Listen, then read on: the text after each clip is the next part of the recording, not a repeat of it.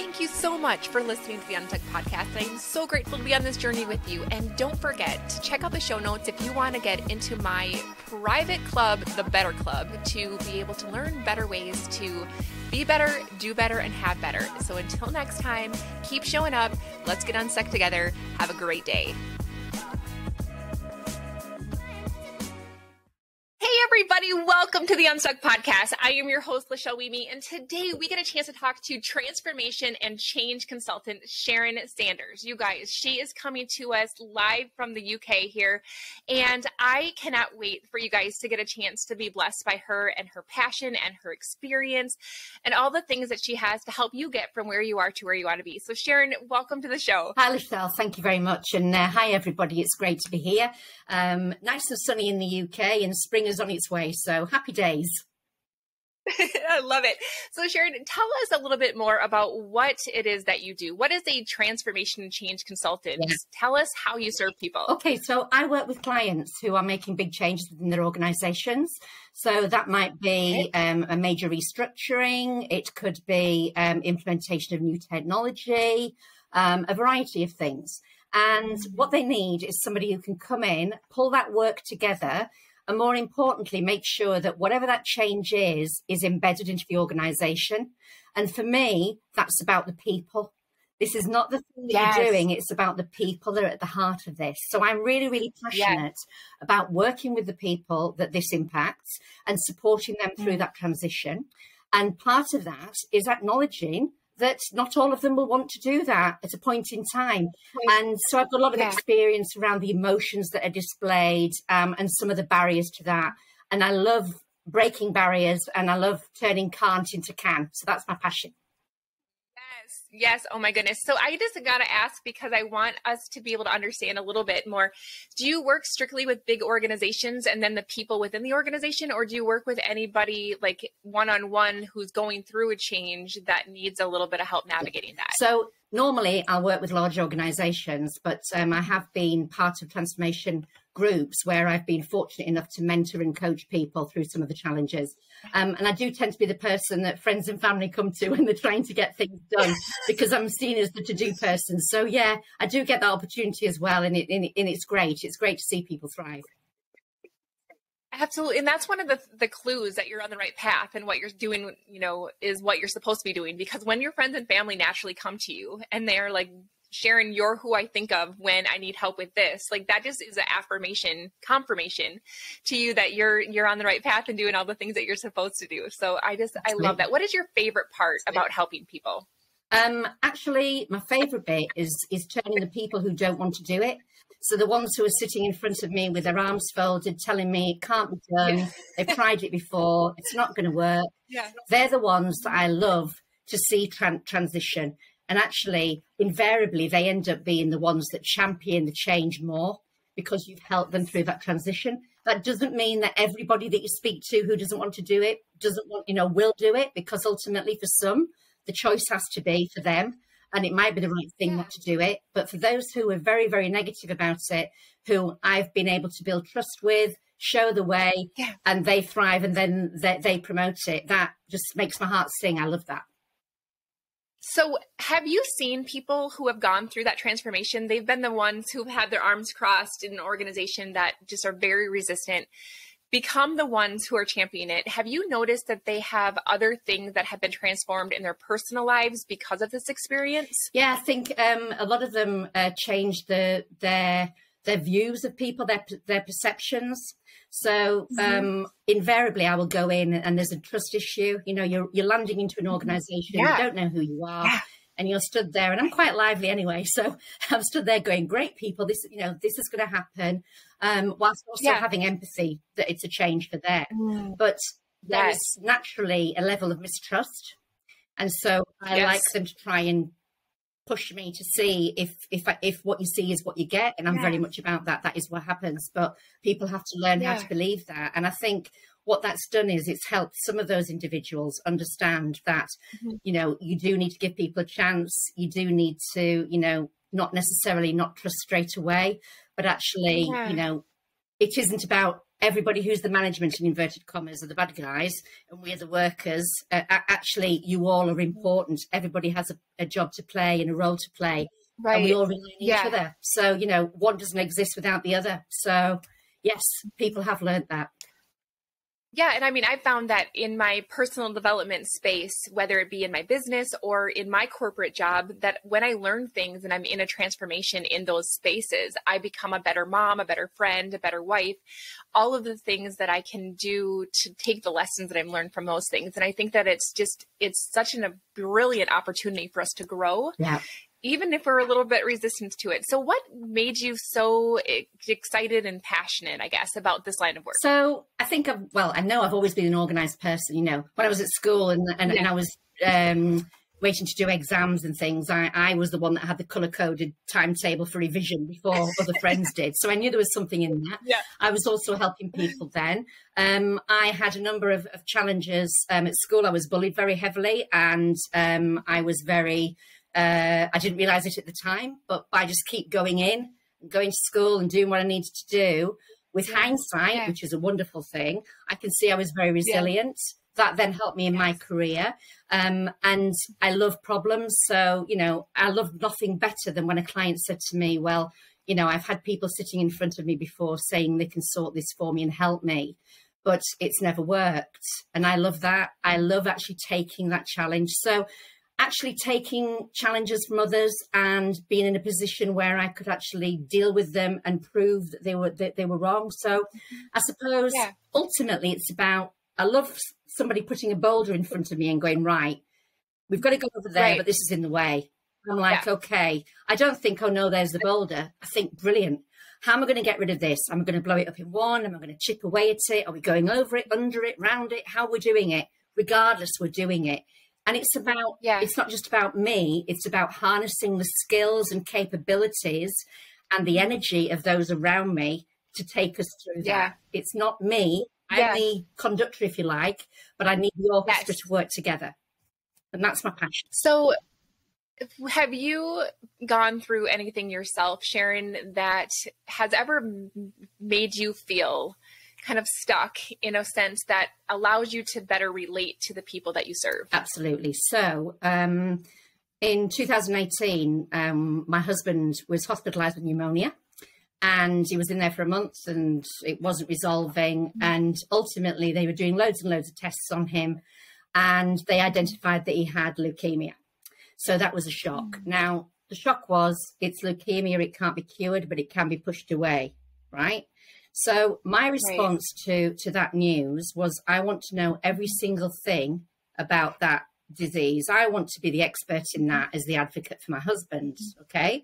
So I did the thing that a lot of people do. I went onto Google, not recommended, and I investigated everything I could about that particular condition, to the point, though, where I was in meetings with my husband's consultant and my husband, and I was talking to the consultant in the technical medical terms that they would use in their career.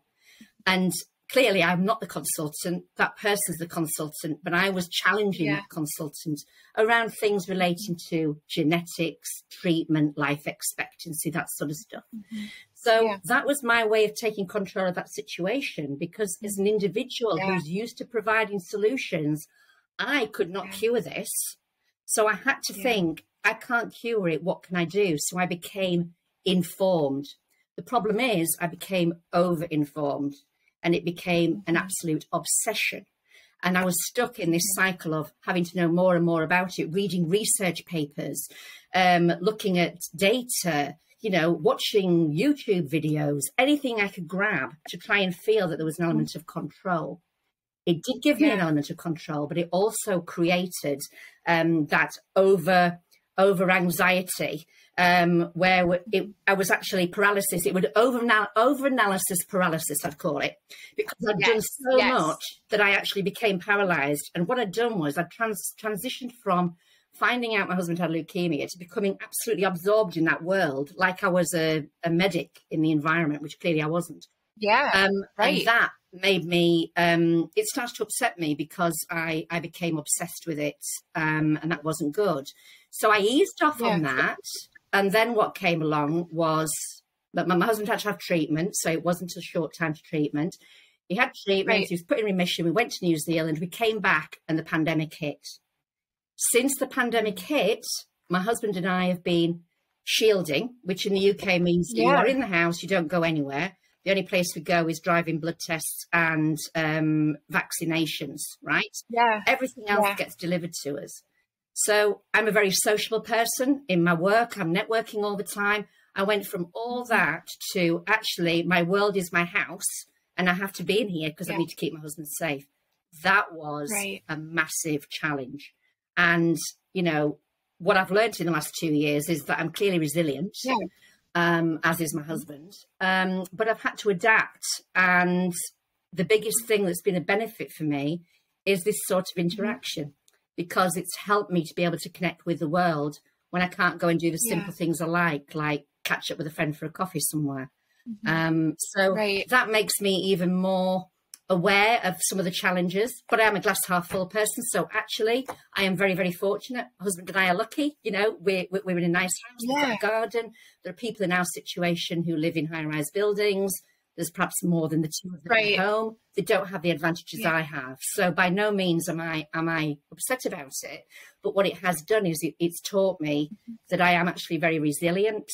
And I perhaps didn't really recognize that in myself. Right. I think that what's really cool is that you're able to take the emotions and the experience and you're able to find the blessings in it. So you're seeing that, okay, I'm confirmation that I am a resilient person. But I think you're also recognizing what it's like to be somebody thrust into a out of control change and transition in their lives, and to be able to become better in touch with the emotion and the emotional impact that somebody go through when they have to go through a change that is not something that they wanted, right? This isn't like, I'm getting bored in my job, I'm gonna go change. No, this was thrust upon you.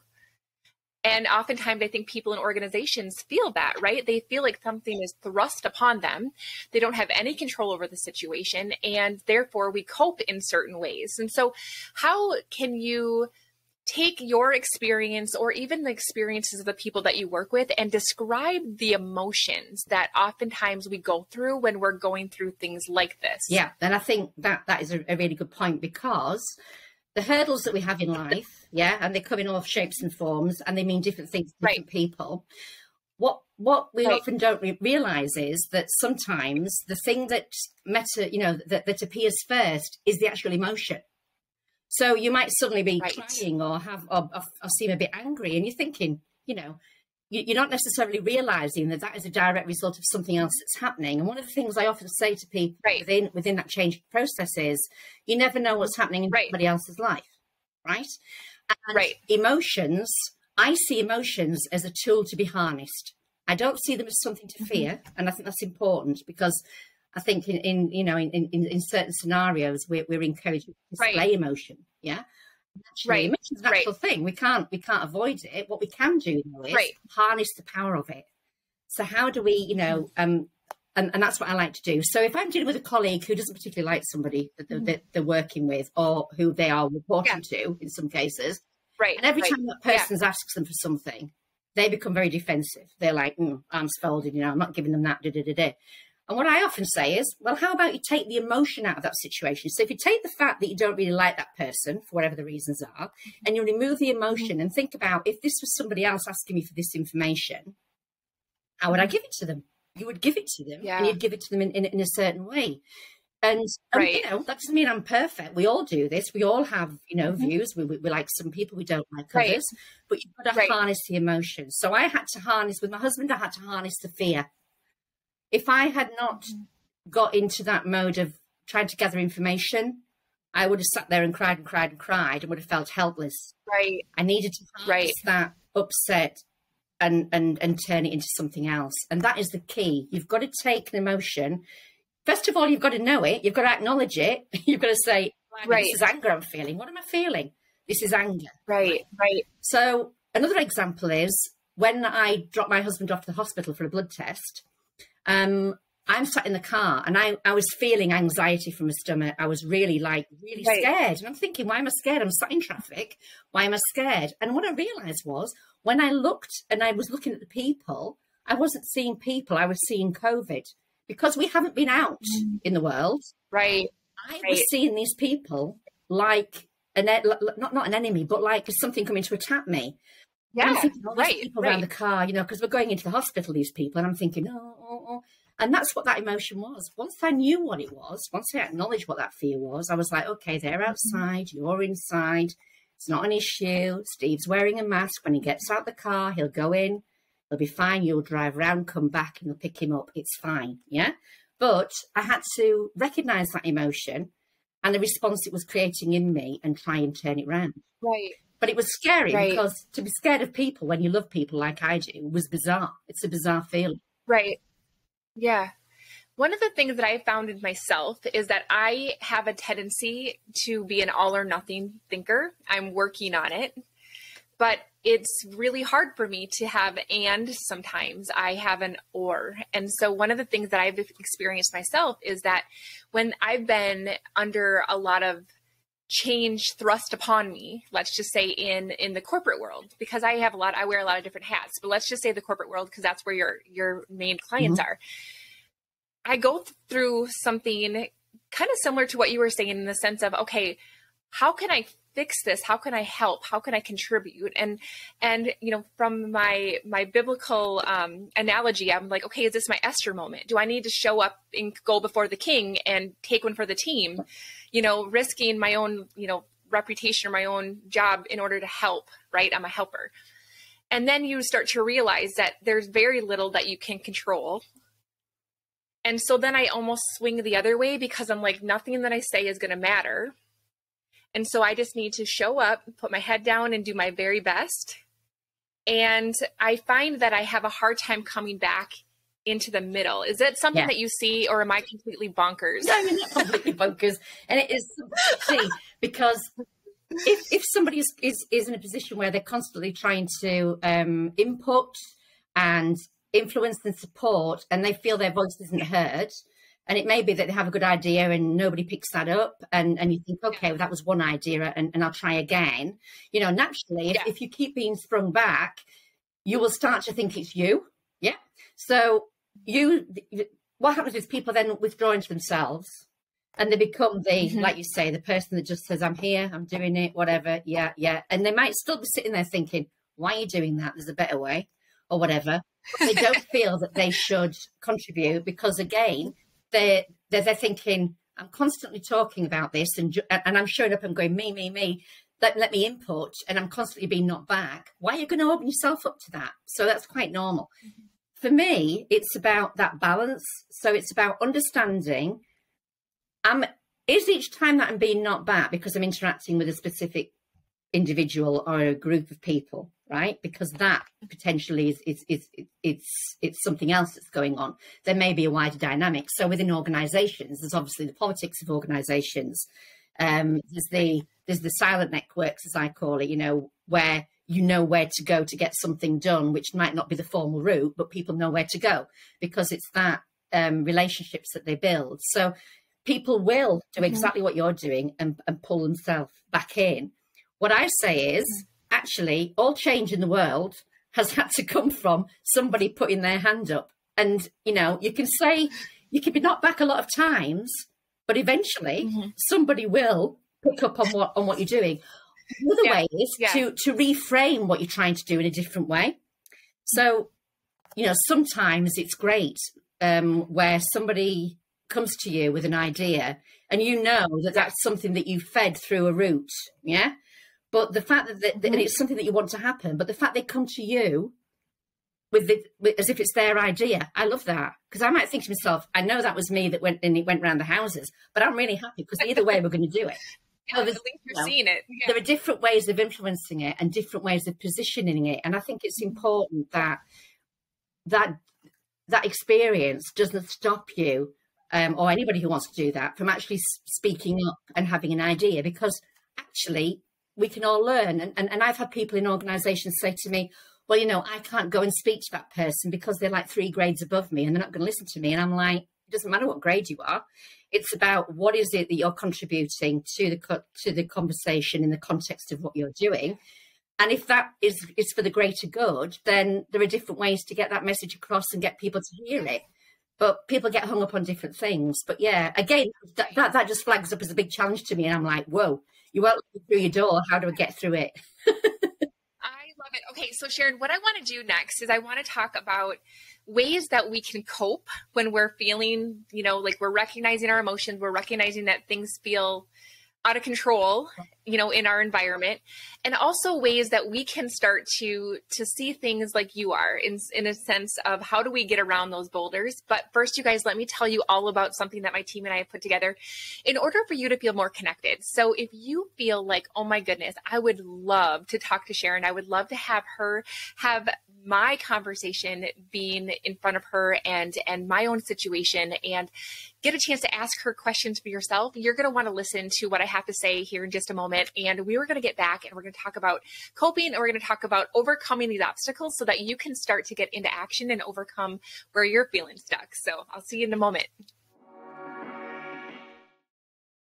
Hey, Lachelle here. And I just got to ask you, do you ever listen to podcasts or special training from gurus who are telling you exactly what to do, but you still have questions? Wouldn't it be amazing if you actually could ask questions to the people who are presenting to give you your personalized answer to how you can get into action and apply it to your unique situation? That is exactly why I created the Better Club Elite, which is a very special, very exclusive monthly membership that gives you access to those question and answer sessions that are going to get you into action and get you all lined up with everything that you need to start being better, doing better, and having better in life and in business. The support, the answers, and everything that you need to get you into action. So let's go. All right, Sharon. Okay, so let's start with coping first, because I think that recognizing that we have emotions is such a great first start. I think sometimes I'll just say, like, something that I've personally experienced is you realize that the organization is so big and so complex that it feels like it's just impossible. It feels like it's a runaway train and there's no sense in even trying sometimes. And you feel like you're not being heard. You feel like it just is frustration. You feel all of these things, right? How do you cope with those feelings and get through the day, get through the week? How do you make it better instead of just surviving? And I think, as I said earlier, the first thing is to actually acknowledge that is an emotion you're feeling. And try and understand why you're feeling it. So, it may not be anything to do with the situation that you're sitting in at the moment. It could be something that's happening within your life. And this thing that's happening at work becomes the thing that is the last straw. And your response to that is, perhaps volatile. Or I see some people who become very quiet. So, I'll be working with a team, and the person in the team who's normally lively, when they become quiet, that's a warning flag to me. Why are they quiet? Because they're normally contributing. What is it that's wrong? So I think the first thing is, as I say, you have to acknowledge that you're feeling this emotion. You then have to think about why you're feeling it. What is it that's making me feel like this? So and I gave you the example from before where I had somebody who was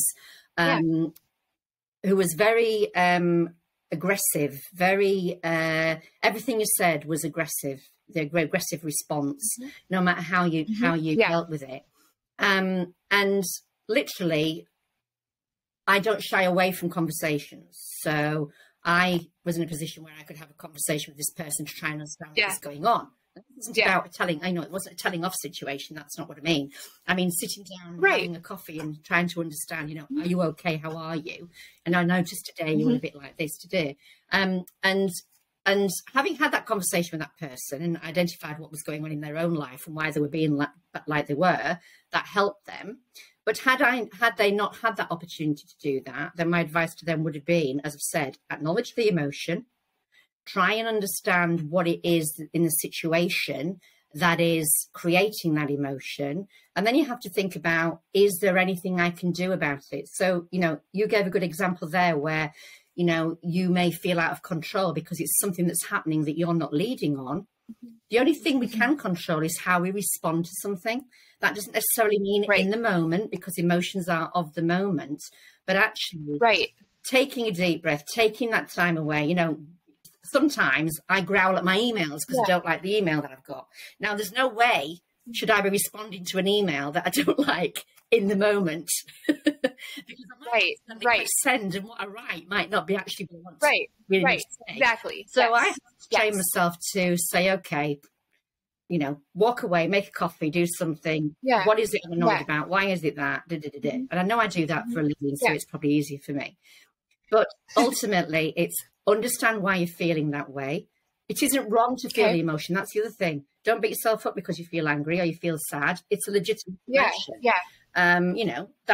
That's what it is. I mean, if you go back to the discussion I was having with you earlier around my husband, my response to him getting leukemia and his were very different. But we were managing emotions in our own way. His response was, right, okay, I've got it. They will have to treat me eventually. When they treat me, it will come back and we'll have to deal with it then. Whereas I was the granular. His was very much in fact, that's what it is. Doesn't mean he wasn't upset about it. Yes, he was. It was just I don't need to know what genetics I've got because that doesn't make any difference to me. I'm not the doctor. Whereas I was the opposite side. So what I'm saying is, understand what the emotion is, work through it yourself in terms of what can I do about that. And often it's simple stuff like just take a minute, sit back and think, understand, try and understand it more. And as twee as it sounds, deep breaths do work. Yeah, they do totally. They totally do. They neutralize that in the minute. Yes. Yeah, but don't beat yourself up because you're feeling that you're having an emotion, and also don't try and counteract it by thinking I shouldn't be feeling this, because nobody should be telling you what you're feeling. That's you as an individual.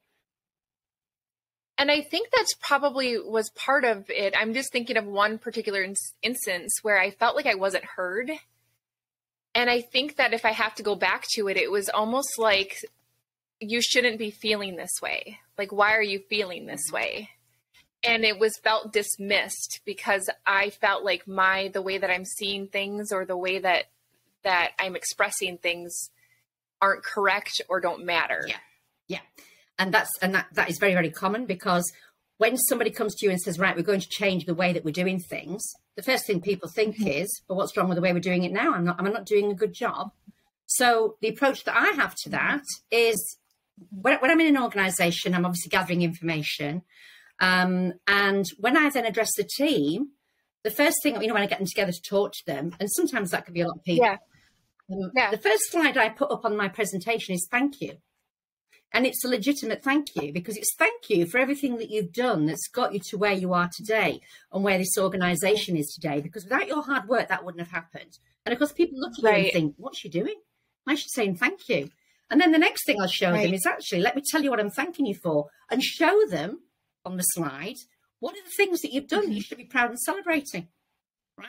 Yeah. This is, and that's important, because it's important for them to understand that it isn't because they're doing something wrong that we're having to change. It's because the organisation needs to change because of the arena it's working in. And it needs to become more efficient, or it needs to, support another customer within their marketplace, or a new technology. And actually, it's about, actually celebrating the work that these people have done to get to where they are. And then, but it just get a few strange looks. And I know I did one session like that, and then it finished, and then I did another session, and then somebody came up to me and said, "Oh, the team have got some, the team are chuntering about whatever it was." So I just got them back together again for 15 minutes. And that was a shock to them, that I was a senior person, in this organisation that was getting them together. Well, absolutely, because they're the ones that are at the front line. They're doing it. They're the experienced ones. They understand it. Right. They need to share with me, because what I'm proposing is not, set in stone. It's what my assessment is based on the information I've gathered. If there's something else that they want to input, by all means. But by doing that, you start to build trust as well. You're building trust there. Right. Yeah.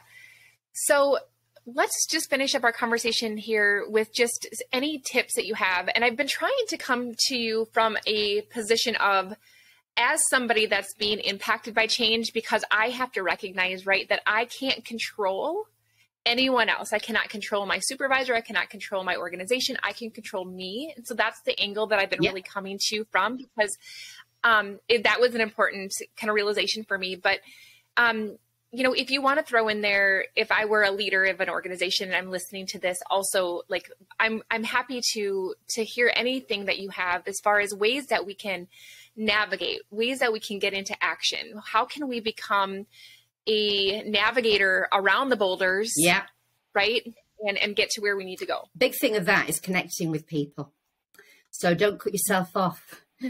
During a time of change, connecting with people is absolutely critical, because the more people that you have that connection with that will be impacted by this, the more you understand about the role that they do, the more you can get things done. So again, one of the things I do when I'm in an organization is very quickly connect with the people in the areas I need to know, like IT, like HR, like other areas, because then I tend to be the person that people come to and go, I've got a blocker. How can we get around this? And I will know the connections to do that. And building connections is really, really important. It's part of it. That's a tip and technique. And actually remember that just because you can't control something doesn't mean you can't influence it. And influencing is as important as the control, because actually, you know, at the end of the day, you have that opportunity through any interactions that you have to be able to contribute, which is why our behaviors are really important, you know.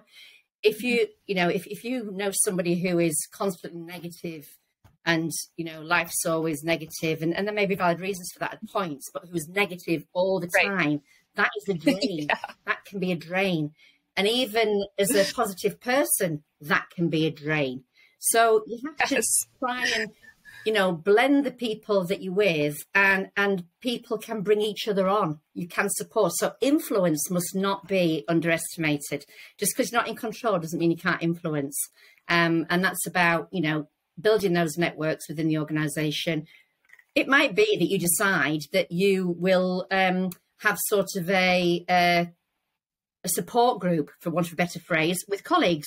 So one of the things that sometimes I'll do in teams is encourage those who want to sort of work up some things to actually meet regularly, meet weekly, and that might be just to vent. I mean, I often say to my teams, you know, this is a challenging time. If you want to vent, don't do it on the operational floor, because that's negative and people pick up negative behaviours.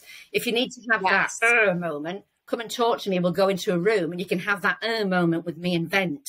But at least then you have had the opportunity to release that, and you're able to, you know, come together in a more constructive manner than at the break table when it just kind of spreads, right? So I think that is important that you said that we have an outlet, but it's also having situational awareness around when that and where that happens. That's really important. And communication. I think that and I think that one of the things I want to just recognize real quick is that I would love for you to tell me if I'm on the right track here. So one of the things I've learned is that control is really just me really tying myself emotionally to the outcome.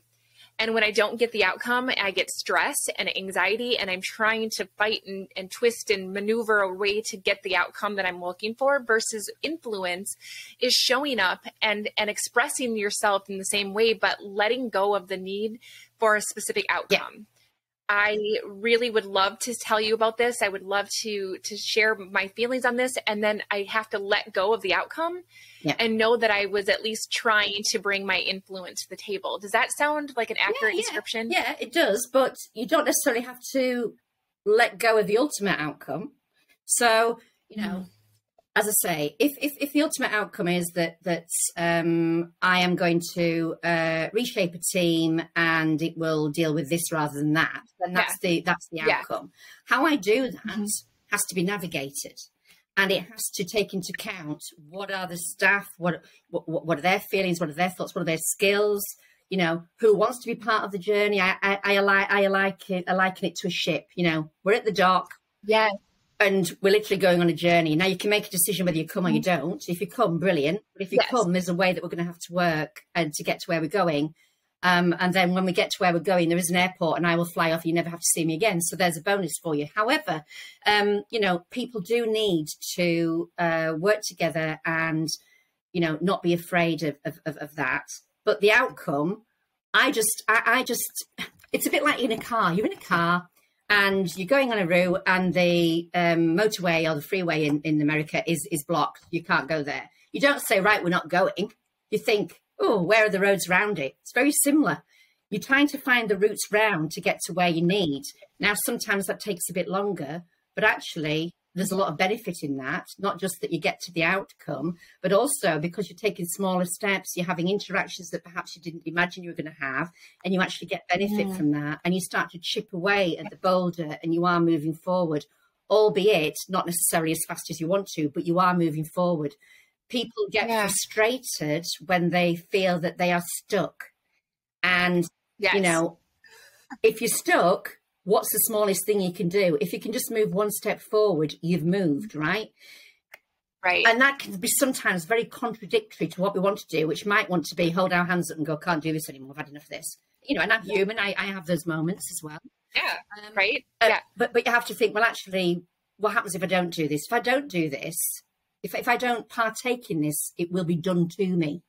And it's worse if something's done to you. That doesn't mean that things don't arise in life that we, like my husband's illness and other things that people get, redundancy or whatever it might be. Those things will arrive. Right. It's recognizing them and understanding what are the things that are in my control. And sometimes I'll just write a list, as simple as it sounds. I'll just write a list of what are the things I can do. And the joy, I have a personal joy of ticking things off lists. Yes, me too. On that list is great. So it might be as simple as need to have a chat with so-and-so about this. I need to think about, getting back into something that I used to enjoy because that helps me relax. That could be on my list. It doesn't necessarily have to be work related, even though the challenge might be work, because you have to think about you. You're a person. At the end of the day, we are people. We are not machines. And, we have to be aware of that, and we have to understand that organizations don't exist without the people in them, because they are made up of people. They are living, breathing organisms. So, they might have a title as an organization name, but actually the thing that brings them to life is the people. That is the thing. I do want to touch on that, because I feel like that is something that we oftentimes forget and I'm going to put into the perspective of, as an organization and the leaders that you're helping along this journey to help lead through change, to remember that the employees that are impacted are human beings, and that the business is there because of human beings that are behind the tasks. And so what advice would you give somebody who's trying to make sure that their employees are feeling like a human being that is being acknowledged as a human being? Behind this? I think a lot of that is back to what I said earlier about acknowledging the work that they've already done, because actually that's what's got you to where you are as an organisation. To give them a voice, and there are different ways you can do that, so that they can actually contribute, so they can talk about, because they are your best source of information if you're making any change. So ask them, you can do that, and HR can do that through polls or whatever, and they can be anonymous if you want, but ask them, what are the challenges that they think? What are the benefits that they think it would be if this happened? And also be honest and ask them about what are the things that they're worried about. What are the things that they're worried about? And invariably they are things like, will I still be in the same team? Will my job still be here? Will you still need me if if this is going to be automated? Will I be qualified enough? So people start to doubt their own abilities. Also, people think, there are always these people in organisations who think, I am the fountain of all this knowledge and the organisation can't do without me. And this change that's going to happen means that knowledge I've got to impart to somebody else so it become part of this change, and therefore I am not important anymore. So you have to understand that value element within people, that there is an element of wanting to feel valued and needing to feel valued. We all have that in whatever form it takes, and making sure that you recognise that, and making sure that the communication that you have with them is two-way, not just standing there in front of them and going, right, this is what we're going to be doing and you're coming along and whatever, because that's going to get the folded arms response. Right. It's let me share with you what our vision is, why we're doing it, what's the benefit to you, what's the benefit to the organization, to our customers, what does this mean? Because change also creates opportunity. It isn't just taking something away from you, it's also creating something new. So how can you become involved in the new thing? And how can you actually develop the new thing? I mean, technology, we don't know what the opportunities will be within the next few years because technology is changing so quickly. So people have an opportunity to become involved in that. I mean, if you see the speed at which artificial intelligence is moving on now and the metaverse and all those sorts of things, you know, those things wouldn't have been talked about a number of years ago. No, really quick. So how can they? How can we sell to the workforce what's happening, and how can we make sure that they contribute to that? Because if you are part of building something, you are not wanting to dismantle it. Yeah. So that would be my recommendation. It's that interaction, it's two-way communication. Doesn't mean that the change won't be happening. So this isn't about saying to the staff, do you want this change to happen? And they say no. This is about, this change is happening, this is why, but actually showing what the positive and the excitement can be around that. So there are two main things that I want to just reiterate out of this. Is number one, asking ourselves, first of all, what am I so scared of? What am I afraid of? And I think that gets down to the root of where our anxieties are and what we're worried about and why this is impacting us as much as it is. So once we can recognize, like, what am I worried about? What am I afraid of? And then having the leaders ask that question, because I think that when we can find out what it is that the employees are so scared of, it might be completely different than what we thought. And that can change the way that we interact with the situation. The other thing that I want to make sure to acknowledge is that we can recognize that there is an opportunity here for a 2.0 version of what it is that we have. And I think that brings us back to you and I both are very much optimists. And I think that we can feel stuck and we can feel like nothing matters. We can feel like nothing is getting better. We can feel unheard. We can feel all the things. But to recognize that there's a hope that there actually can be a version that's a 2.0, but in order to get to that 2.0, if your car needs a new paint job, you have to strip down the paint first before you can give it the new paint job. And I think sometimes we have to recognize that the mess and the strain and the hardships are what are required to get us to that 2.0 version.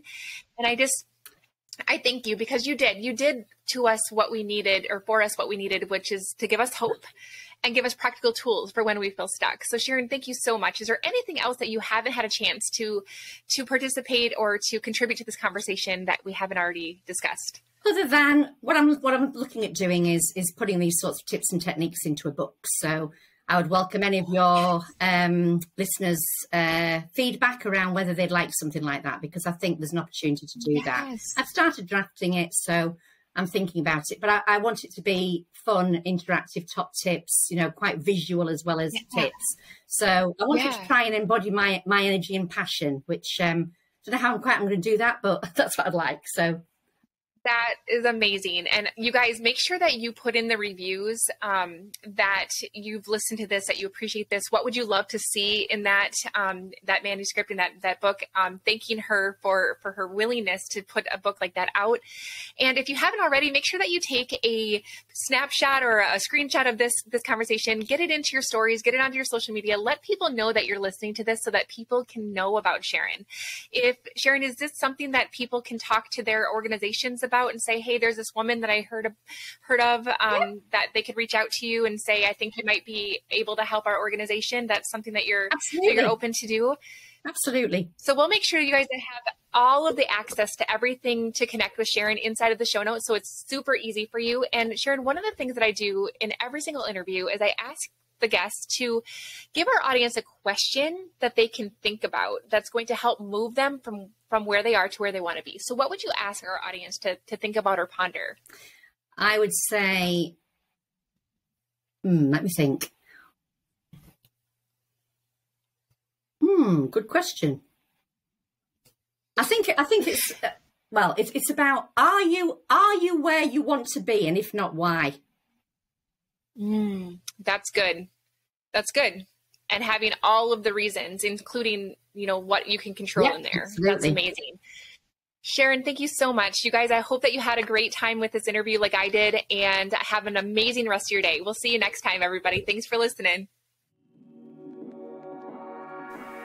Thank you so much for listening to the Unstuck Podcast. I'm so grateful to be on this journey with you. And don't forget to check out the show notes if you want to get into my private club, the Better Club, to be able to learn better ways to be better, do better, and have better. So until next time, keep showing up. Let's get unstuck together. Have a great day.